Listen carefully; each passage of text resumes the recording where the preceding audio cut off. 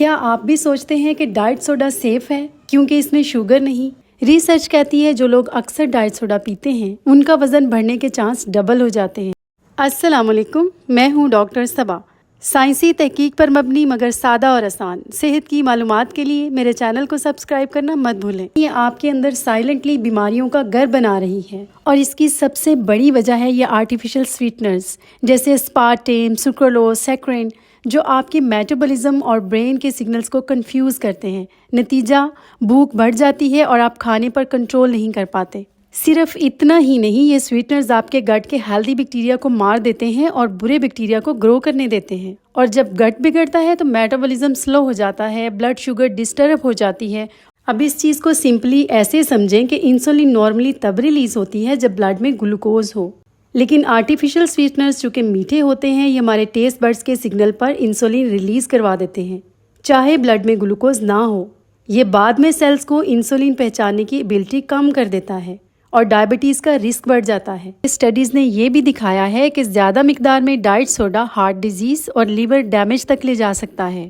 لمبی مدت تک ڈائٹ سوڈا استعمال کرنے سے سر درد، موڈ سوئنگز اور ڈپریشن کا رسک بڑھتا ہے، کیونکہ یہ سویٹنرز ہمارے برین سیل کو ڈیمیج کرتے ہیں، اس لیے ہماری یادداشت کو بھی کمزور کر دیتے ہیں۔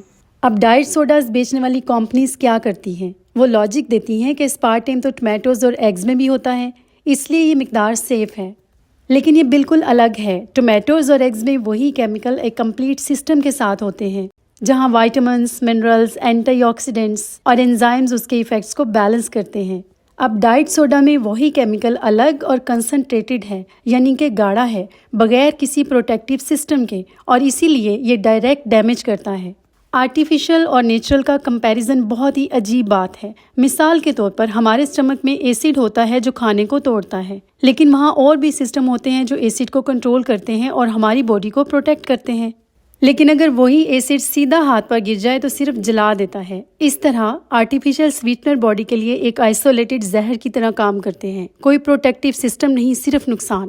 اور اس کا رزلٹ کیا نکلتا ہے؟ Metabolism slow, blood sugar disturb, diabetes, heart disease اور یہاں تک کہ لیور کے ڈیمیج ہونے کا رسک بھی بڑھ جاتا ہے۔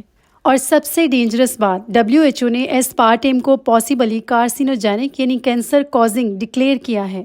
تو اگلی بار جب آپ ایک کین اٹھائیں اور اس پہ لکھا ہو 0 شوگر، تو یاد رکھیے یہ 0 شوگر نہیں بلکہ 0 ہیلتھ ہے۔ کچھ ریسرچز ایسی بھی ہیں جو آرٹیفیشل مٹھاس کو فیور بھی کرتی ہیں، لیکن سوال یہ ہے کہ آپ صرف ڈاؤٹ کی بیس پر اپنی صحت کو رسک میں ڈال سکتے ہیں؟ سوچیے گا ضرور۔ وزن کم کرنے کے چکر میں کہیں اپنی صحت ہی نہ گنوا بیٹھے۔ اپنا خیال رکھیں، ملتے ہیں اگلی ویڈیو میں۔